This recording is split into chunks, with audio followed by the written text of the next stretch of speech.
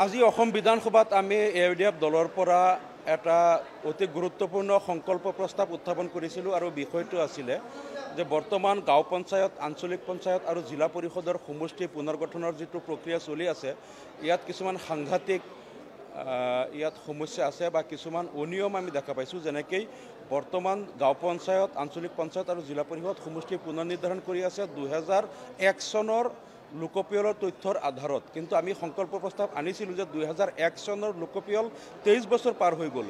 তেতিয়া যিটো জনসংখ্যা য'ত আছিল, আজিৰ দিনত সেই জনসংখ্যাটো নাই। কাৰণ বহুত গাঁও ইতিমধ্যে নদীৰ বুকুত বিলীন হৈ গৈছে, গৰাখহনীয়াত মানুহবিলাক উচ্ছেদিত হৈ গৈছে। তেওঁলোকে বিভিন্ন গাঁও পঞ্চায়তৰ পৰা বেলেগ বেলেগ পঞ্চায়তলৈ মানুহ আঁতৰি গৈছে। গতিকে 2001 চনত যি গাঁৱত বা যি অঞ্চলত যি জনসংখ্যা আছিল, আজিৰ দিনত বহু পৰিৱৰ্তন হৈ গৈছে। গতিকে 2001 চনৰ আধাৰত গাঁও পঞ্চায়ত, জিলা পৰিষদ, আঞ্চলিক পঞ্চায়ত পুনৰ্গঠন কৰাটো কোনো পধ্যেই যুক্তিসংগত নহয়। আমি দাবী কৰিছোঁ যে 2011 চনৰ লোকপিয়লৰ তথ্যৰ আধাৰত গাঁও পঞ্চায়ত, আঞ্চলিক পঞ্চায়ত আৰু জিলা পৰিষদবিলাক পুনৰ্গঠন হ'ব লাগে। নহ'লে এইটো কিন্তু জনসংখ্যাৰ এটা বহুত ডাঙৰ এটা গেপ থাকি যাব বিভিন্ন পঞ্চায়তৰ মাজত। আৰু প্ৰত্যেক সমষ্টিত দুটাকৈ ব্লক গঠন কৰাৰ যিটো সংকল্প চৰকাৰে লৈছে, আমি বিচাৰিছোঁ যে কিছুমান সমষ্টি ইমান ডাঙৰ হৈ গ'ল বা ভৌগোলিকভাৱে ইমান বিপৰ্যস্ত হৈ গ'ল যে সেইবিলাকত কমেও 3খনকৈ ব্লক হ'ব লাগে। আৰু জিলা পৰিষদ আমি দেখিছোঁ যে বৰ্তমানৰ নিয়মত কৰিলে ক'ৰবাত 80,000, 90,000 জনসংখ্যাৰ বিপৰীতে এখন জিলা পৰিষদ হ'ব, ক'ৰবাত 30-40,000 জনসংখ্যাৰ বিপৰীতে হ'ব। গতিকে এটা যাতে সুনিৰ্দিষ্ট জনসংখ্যাৰ হাৰত যাতে এইবিলাক পুনৰ্গঠন হওক, সেইটো আমি দাবী জনাইছোঁ আৰু আমি ভাবোঁ চৰকাৰে এই বিষয়টো বিবেচনা কৰিব। ধন্যবাদ।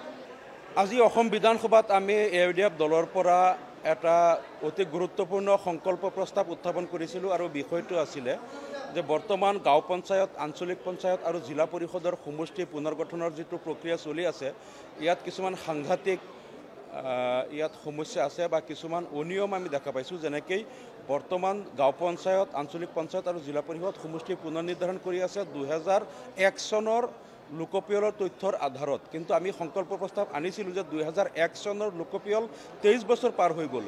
তেতিয়া যিটো জনসংখ্যা য'ত আছিল, আজিৰ দিনত সেই জনসংখ্যাটো নাই। কাৰণ বহুত গাঁও ইতিমধ্যে নদীৰ বুকুত বিলীন হৈ গৈছে, গৰাখহনীয়াত মানুহবিলাক উচ্ছেদিত হৈ গৈছে। তেওঁলোকে বিভিন্ন গাঁও পঞ্চায়তৰ পৰা বেলেগ বেলেগ পঞ্চায়তলৈ মানুহ আঁতৰি গৈছে। গতিকে 2001 চনত যি গাঁৱত বা যি অঞ্চলত যি জনসংখ্যা আছিল, আজিৰ দিনত বহু পৰিৱৰ্তন হৈ গৈছে। গতিকে 2001 চনৰ আধাৰত গাঁও পঞ্চায়ত, জিলা পৰিষদ, আঞ্চলিক পঞ্চায়ত পুনৰ্গঠন কৰাটো কোনো পধ্যেই যুক্তিসংগত নহয়। আমি দাবী কৰিছোঁ যে 2011 চনৰ লোকপিয়লৰ তথ্যৰ আধাৰত গাঁও পঞ্চায়ত, আঞ্চলিক পঞ্চায়ত আৰু জিলা পৰিষদবিলাক পুনৰ্গঠন হ'ব লাগে।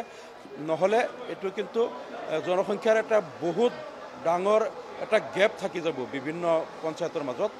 আৰু প্ৰত্যেক সমষ্টিত দুটাকৈ ব্লক গঠন কৰাৰ যিটো সংকল্প চৰকাৰে লৈছে, আমি বিচাৰিছোঁ যে কিছুমান সমষ্টি ইমান ডাঙৰ হৈ গ'ল বা ভৌগোলিকভাৱে ইমান বিপৰ্যস্ত হৈ গ'ল যে সেইবিলাকত কমেও 3খনকৈ ব্লক হ'ব লাগে। আৰু জিলা পৰিষদ আমি দেখিছোঁ যে বৰ্তমানৰ নিয়মত কৰিলে ক'ৰবাত 80,000, 90,000 জনসংখ্যাৰ বিপৰীতে এখন জিলা পৰিষদ হ'ব, ক'ৰবাত 30-40,000 জনসংখ্যাৰ বিপৰীতে হ'ব। গতিকে এটা যাতে সুনিৰ্দিষ্ট জনসংখ্যাৰ হাৰত যাতে এইবিলাক পুনৰ্গঠন হওক, সেইটো আমি দাবী জনাইছোঁ আৰু আমি ভাবোঁ চৰকাৰে এই বিষয়টো বিবেচনা কৰিব। ধন্যবাদ।